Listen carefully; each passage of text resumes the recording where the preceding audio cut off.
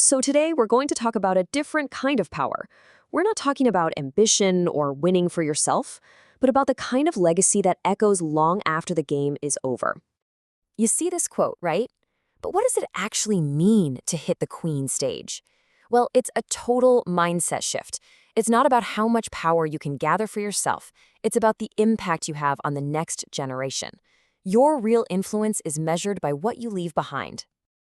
To really get what this means, I need to tell you a story that's, well, it's incredibly personal. This whole chapter is for my mom, my biggest inspiration. She was living the queen stage way before I ever had words for it. My mother used to have this saying about herself. She was the best provider I ever knew, but she joked that she was also the best borrower in the world. Her story starts with incredible hardship, a life where just getting by was a daily fight. Just try to picture this for a second. Instead of getting a ride, she would walk 11 kilometers home from school. 11 kilometers every single day. That's just pure determination right there. And why would she do that? To save 10 centavos. That's it. A tiny amount of money she could have spent on a snack. But that little coin meant more to her family than her own exhaustion. It just shows you the reality of her poverty and the depth of her love. And her hustle didn't stop there, not by a long shot.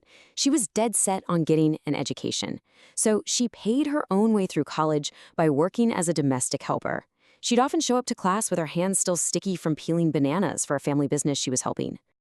But here's where the story gets even harder, and honestly, even more inspiring. This next part of her life, it completely flips our whole idea of what it means to have nothing and what it means to give. So I was just 11 when my father died. And just like that, my mother was left to raise all of us by herself.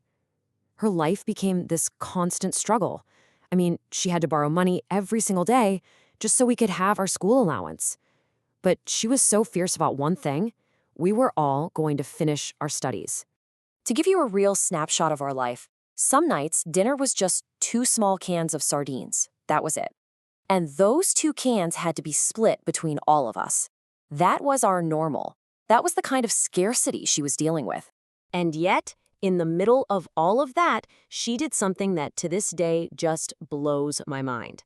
Every month, she would give 50 pesos to help a young seminarian pay for his schooling. She literally had next to nothing, and she still chose to give to someone else. This was what she taught us, what she lived. It wasn't some empty phrase. For her, it was the absolute center of her world, a belief she put into practice when it seemed completely impossible. Okay, so let's bring it all back to the chessboard. How does a life like that totally redefine winning? What was her checkmate? Her life gives us a new, and I think much more powerful definition of the queen stage. It's not about being in charge, it's about stewardship. It's about multiplying your impact through other people. That's where the real power is. Think about it. The usual way is about building up your own power, right? It's about status, about personal wins. But her path, the stewardship path, is totally different. It's about lifting everyone up, about being driven by the legacy you'll leave behind, not the status you have right now. And that brings me to the biggest realization I've had on this entire journey. The final victory, that ultimate checkmate in this story, it was never mine to claim. It was always, always hers. She won that game a long, long time ago, not by beating an opponent, but with this incredible act of resilience and generosity. Her win was refusing to let scarcity be the end of her story, or anyone else's. That was her game-winning move. So as we wrap this up, let's turn the board around. How does all of this apply to the game that you're playing, right here, right now?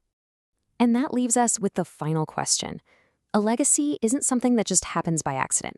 It's something you build, one move at a time. So the real question is, what legacy are you building on purpose? It's your move.